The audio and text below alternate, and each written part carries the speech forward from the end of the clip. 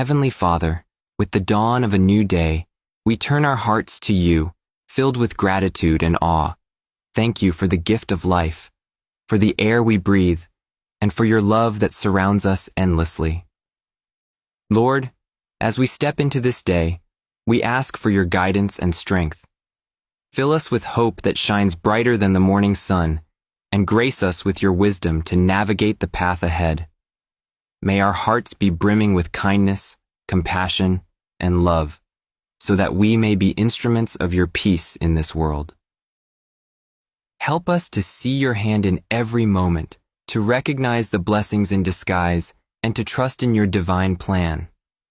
Give us the courage to face challenges with faith and the resilience to overcome adversity with grace.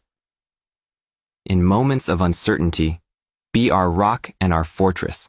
Illuminate our minds with your light that we may find clarity and purpose in all that we do. Guide our steps in the way of righteousness and help us to live in accordance with your will.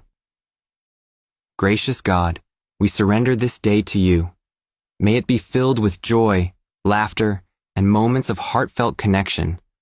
Help us to cherish the beauty of life, to be present in each moment, and to love unabashedly.